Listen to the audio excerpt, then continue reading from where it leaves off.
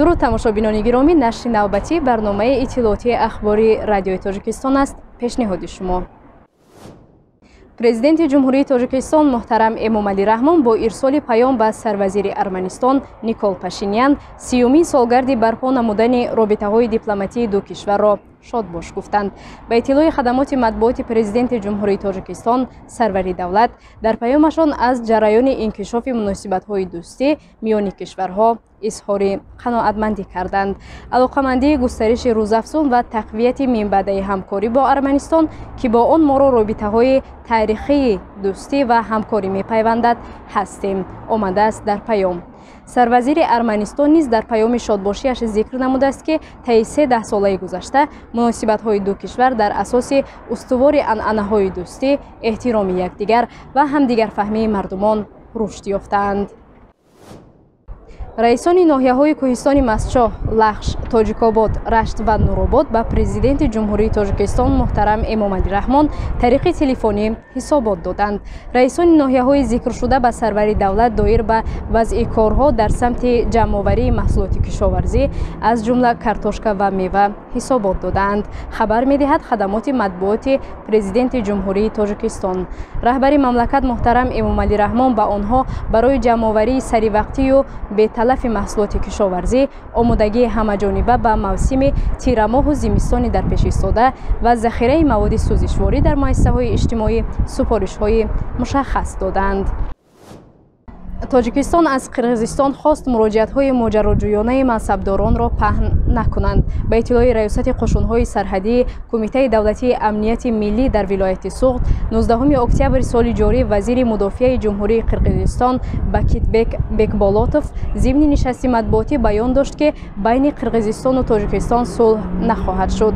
این اظهارات اغواانگیزانه پورا مقابل حل مسئله‌های سرحدی طریق راه‌های دیپلماتی میباشد. منبع اینچنین می‌افزاید که هدف اساسی اظهارات مذکور تیزتون ساختن وضعیت در خط سرحد دولتی قرغیزستان و تاجیکستان میباشد.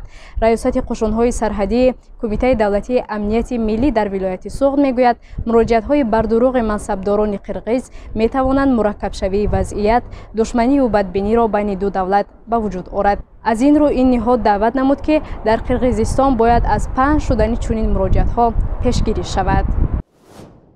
سامانه فرج اطلاع می‌دهد که ساکن 76 ساله ولایت ختلان دعوای وارد شدن به رکوردهای گینس را دارد. منبع می‌نویسد غلام حیدر اسکندرов نوبسته از سن سال خود حالا دانشجوی کورس 4 دانشگاه باختر میباشد. او الکی 2 دیپلم عالی دارد و امسال دیپلم سومش را میگیرد.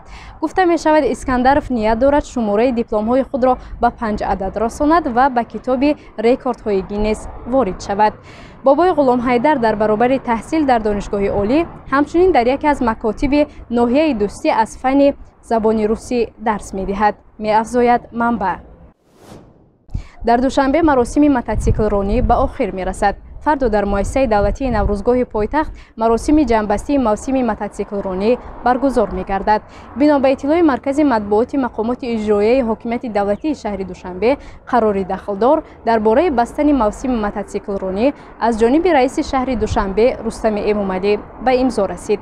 چرابینی که هدف از آن دستگیری جامعه شهروندی میباشد از جانب کلوب موتورسیکل رانی ایربیس MCC تاجیکستان روز 22 اکتبر سال جاری از ساعت 11 تا 12 برگزار می شود. در وقت معین شده کلون موتورسیکل رانها با همراهی ماشین های بازرسی دولتی اتومبیلی از خیابان حافظ شیرازی تا باغ غلبه روان می شوند.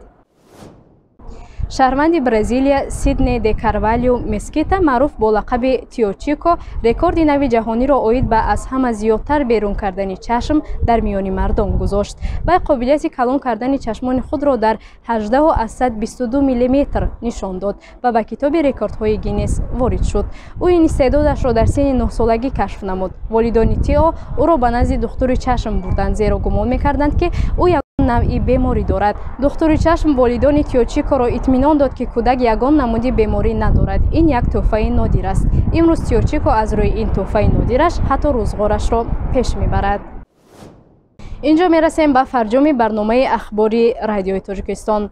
برنامه‌های دیگری رادیوی تاجیکستان را از روی موج 104.7 FM پیگیری نمایید.